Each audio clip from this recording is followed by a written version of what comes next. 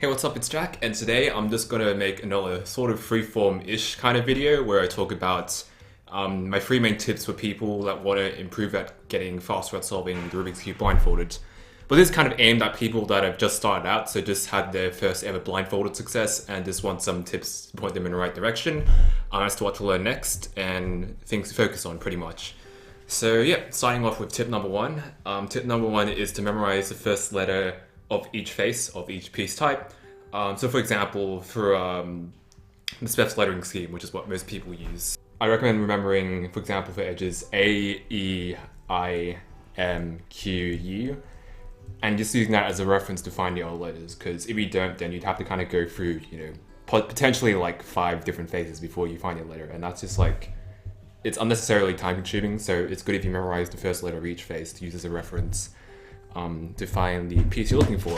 And the second tip is to use your fingers to trace the pieces if you don't already do that. I think most people do this, but I just want to throw it out there because I think it's a really useful way to figure out if you've covered all your cycles or you're missing anything along the way. So I definitely recommend just using your fingers to cover any piece or sticker that you're going through for blindfold solving.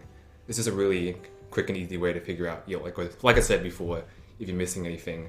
I think there's some other kind of mathematical formula or something, as in like 12 minus something to do with like that minus number of cycles and like flips, twists or something. I actually forgot already.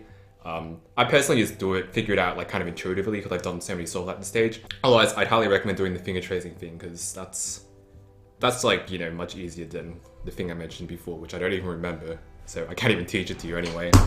And yeah, the last thing is, sorry if I seem a little out of breath. I had to carry like 5 rice bags up in one go and I was just kind of exhausting. The last tip is to try to practice getting the setups and algs for the letters as automatic as possible. So for example, for edges, for P, you kind of want to be thinking like, do that, like without thinking too much about the setup.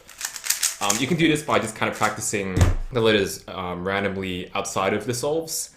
You can use maybe a random letter generator and just try to see if you can get the algs and setups done as quickly as possible without thinking too much, because ideally in the solve you want to be thinking more about your memo and recall. This is kind of a common theme you'll probably see in my videos, instead of the setups which you can kind of get used to outside of the solve. I mean, yes, they are intuitive and all that, and I guess that's all the more reason for you to get used to them outside of the solve, because it won't take too long and it will help you during the solve focus on memo and recall.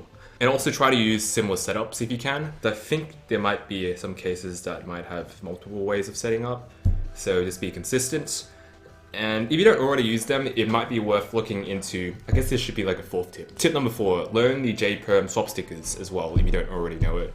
Because I know a bunch of tutorials only teach the JDM Swap, so you have to set up all your stickers to here, but if you learn the algs for these cases, which pretty much are just a rearrangement of the T-perm, so you can learn it really quickly, it will reduce the amount of setups you have to do, which will kind of make the previous tip even easier, and you might as well because it's just a bit faster too.